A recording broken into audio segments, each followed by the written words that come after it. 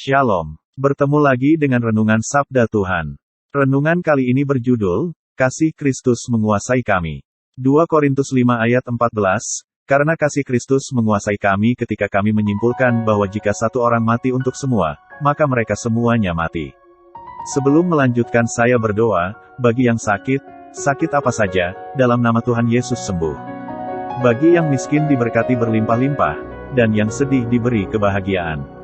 Amin. Selanjutnya ke renungan kita. Paulus mengatakan bahwa dia dikuasai, ditaklukkan, dan digenggam oleh kasih Kristus. Hanya sedikit di antara kita yang benar-benar mengetahui maknanya digenggam oleh kasih Tuhan.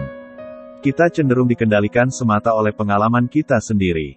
Satu hal yang mencekam dan menggenggam Paulus, dan olehnya mengesampingkan semua yang lain, yaitu kasih Tuhan. Kasih Kristus menguasai kami, jelas Paulus. Bila kita mendengar pernyataan itu keluar dari kehidupan seorang pria atau wanita, itu tidak dapat diragukan. Anda akan tahu bahwa roh Tuhan sepenuhnya tidak terbendung dalam hidup orang-orang itu. Bila kita dilahirkan kembali oleh roh Tuhan, kesaksian kita semata-mata dilandasi apa yang Tuhan telah lakukan bagi kita, dan memang benarlah demikian. Akan tetapi, itu akan berubah dan ditiadakan selamanya apabila Anda menerima kuasa kalau Roh Kudus turun ke atas kamu. Kisah Para Rasul pasal 1 ayat 8. Baru saat itu Anda akan mulai menyadari makna ucapan Yesus ketika melanjutkan berkata, kamu akan menjadi saksiku.